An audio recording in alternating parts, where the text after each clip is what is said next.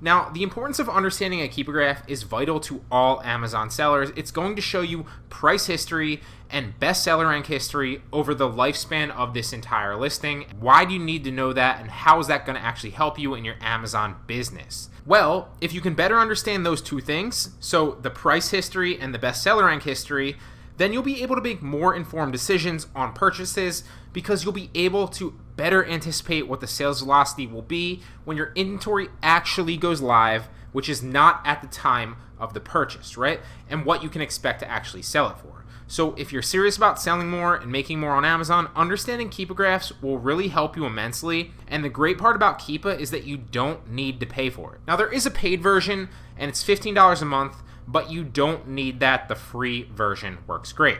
You can simply go to Keepa.com and sign up for an account, download the Chrome extension, as you'll see right here, right? And then you'll start seeing graphs pop up on your Amazon listings right here below. When you open a listing, the Keepa graph's just automatically going to load once you download the extension. The only reason, in my opinion, that you'd want to upgrade is if you either want to look at historical data on the buy box price or historical data on the sales rank. Now, I don't personally do this, like I said, but you can if you want.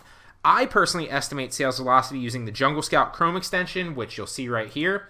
If we just pop it down, it's going to tell me the daily sales, the monthly sales, and the monthly revenue, and all sorts of goodies like that. Now, the reason is because I move fast when shipping a lot of my products into FBA, so not much changes in that time period for the bestseller rank. So while it is and it can be beneficial to other sellers to look at the history of the bestseller rank, which is one of the things here that you'll see with sales rank right here that you don't get in the free version, that's okay with me personally, because I just use the Jungle Scout sales data right here, and I know that it's really only going to take me a few days to a week max to get my product into FBA. Keep in mind, though, that those estimates will be based on the bestseller rank for that snapshot in time currently when you're actually looking at the product listing, and bestseller ranks and sales data can go up or down slightly. Now, when you initially look at a Keepa chart, it can seem daunting. This is actually not a bad one at all and doesn't seem that daunting. There are lines that usually go everywhere, there are different colors, and it can be confusing, almost looking like another language. It can be overwhelming. I get it, I've been there.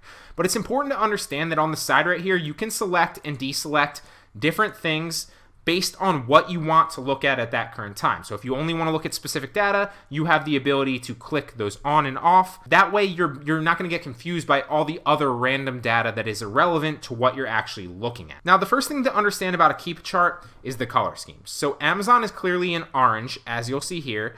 The lowest new price, not counting shipping, is going to be in blue right here. And the lowest used price, not counting shipping, is in black right here. Now, depending on what you are sourcing for, some of this information might not be relevant, and then you can deselect it so you can focus on the information that is important. You can also see that two of the things that you won't get access to with the free version are the history of the bestseller rank and the buy box price. So obviously the sales rank, if you click it, you won't be able to see that. And if you go down to the buy box price, you will not be able to see that. So you can pay the 15 euros a month if you want to subscribe for that. I don't personally do it. I don't think you need it. You can also adjust the date range on the graph to look at more recent data or more long-term data. So if you see here, the lifespan of this listing is approximately 1,834 days. So it's a pretty decent listing. It's been around for a decent amount of time. You can also go to the last year, the last 3 months, the last month, the last week, and the last day, or do a custom date range. So let's go back to 3 months here, and we're going to deselect everything and just look at Amazon, so you get the best idea of how to actually read this chart one by one. Now, if you see where there's a white space on the graph, so there's no white spaces on this graph, but I pulled up another example to show you. So right here, you'll see this white space on this graph. And that is a period in time when Amazon is out of stock and no longer a seller on the listing. But then you can see, obviously, they come back onto the listing right here. So the shaded part indicates when Amazon is in stock versus out of stock. Now, the line at the top, as you can see, kind of shifts. That dark line at the top, that's going to indicate their price. Now, this is important because you can look at the price trend of an item. For example, if you source something that's, $4, for example, and the current buy box price is 30, then that could be a good opportunity, correct? But you'll want to take a more in-depth look at the price history of the Keepa chart to make sure. So if the price history has been, pretty steady at around $30, maybe for example, it starts here at like 28 and then it goes back up to like 32 and then stays around 30 for, a long period of time, then that's obviously a pretty good buy and a safe bet to make money on. On the other hand, if the price is super up and down on the Keepa chart and it looks volatile and it happens to be $30 currently, but for the majority of the time it was all the way down here at 8, then you might want to look more in depth into it and move forward with caution. Now, understanding Keepa graphs can help save you from making poor buying decisions too. For example, let's say you're sourcing a product that costs you $15 and you look at the Amazon listing and it sells for $100. Immediately, you're going to get excited and think that you just scored big.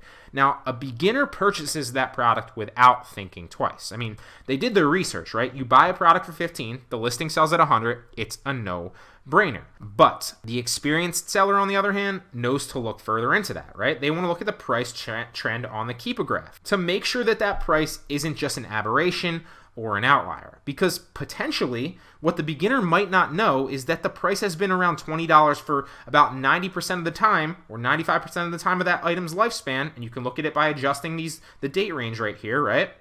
And then obviously it's $100 right now all of a sudden simply because Amazon is out of stock and the only other seller on the listing raised the price drastically to try to take advantage of it.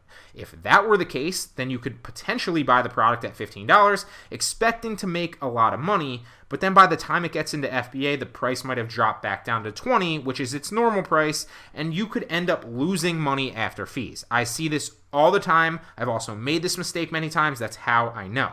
So this is a perfect example of why understanding Keepa graphs can really help you judge quality buys versus risky buys. Now, you can do the same thing with the lowest new price and the lowest used price as well. Keep in mind that you can deselect and select the information that you want to see so your chart isn't confusing and only displaying the relevant information to your purchase. I really hope this helps, and that's pretty much how you read a Keepa chart to better judge product purchases.